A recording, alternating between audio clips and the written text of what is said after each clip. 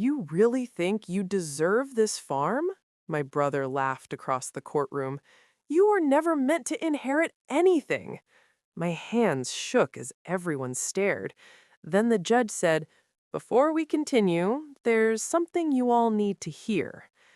I'm Ashley Carter, 36 years old. I'm an agricultural teacher in a small town, and I volunteer at our local food bank every weekend. My life has always been simple. I wake up early, drink strong coffee, and work with students who dream about building honest futures. But before all of that, I was just a girl growing up on my grandfather's farm. I learned how to fix fences, drive tractors, and plant crops before I even learned how to drive a car.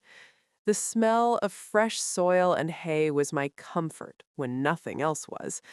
That farm was the only place where I felt safe and seen. My parents never said it, but I knew they believed my brother mattered more. He was loud, confident, and always chasing big money. I was quiet and steady. They called him strong and called me soft. I wasn't rich or glamorous. I didn't wear fancy clothes or talk about business deals, but I had something they didn't expect. I had patience, I had discipline, I had loyalty. I stayed when others walked away. I wasn't the favorite, but I was the one who stayed when everyone else left. And all my life, they underestimated that. If you've ever felt pushed aside in your own family, you know this pain. Maybe you were told you weren't enough. Maybe your voice was ignored. I want you to know you are not alone. Being underestimated can become your greatest strength. If that sounds like your story, subscribe and share it in the comments. Click hype or like to support voices that were overlooked. Let's build something stronger together. Everything changed the day of my grandfather's funeral. The church was quiet, filled with people who had known him for decades. I stood beside his casket, holding back tears, when my brother suddenly cleared his throat. "I'll be taking over the farm now," he said loudly. People turned and whispered. I felt my chest tighten. I said, "We should talk about this later." He laughed. "There's nothing to talk about. You're just a teacher. You don't understand business." My parents stood beside him and nodded. My mother said, "He's right. It's too much responsibility for you." My aunt added, "This is what your grandfather would have wanted." I felt humiliated and small. But the worst part was the looks from people I grew up with. After the burial, he shook hands like he had already won. A week later, while I was standing in the middle of the fields watching the sunset, a man walked up and handed me legal papers. My brother was suing me for full ownership of the farm. The first betrayal came when I asked my parents to testify. My father avoided my eyes. "We don't want family drama," he said. My mother added, "Just let him have it." The second betrayal came when rumors spread in town. People whispered that I forged documents. One neighbor asked, "Did you really trick your grandfather?" I went home and cried that night. The third betrayal hit harder. The bank called and said my loan terms were under review. My brother had spoken to business partners and raised doubts about me. I felt trapped. I kept working anyway. I woke up before sunrise, fed the animals, and fixed broken fences. Some days I wanted to quit, but I didn't. One evening, he drove up and leaned against his car. "You're wasting your time," he said.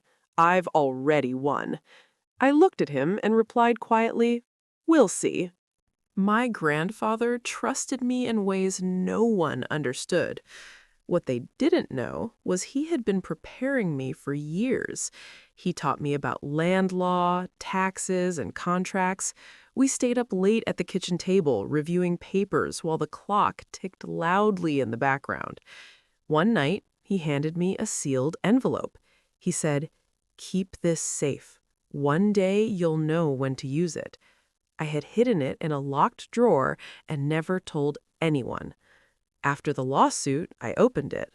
My hands shook as I read. It changed everything. Hope returned, but I stayed quiet. I let them believe I was weak. I contacted Mr. Dalton, the old family lawyer who had worked with my grandfather for decades. He listened carefully and frowned. "Your brother is moving too fast," he said. "That usually means fear." He told me my grandfather had made special arrangements long ago. We prepared in silence. Meanwhile, my brother grew arrogant. He told relatives he was already negotiating to sell parts of the land. My parents started celebrating early. I stayed calm. I waited. In court, I sat straight and steady. My brother spoke with confidence.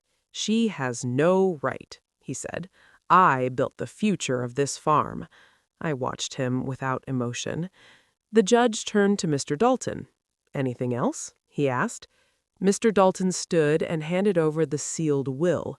The room went silent. The judge read aloud that the farm belonged to me alone. Strict rules prevented any sale without my consent. The document explained my grandfather's reasons.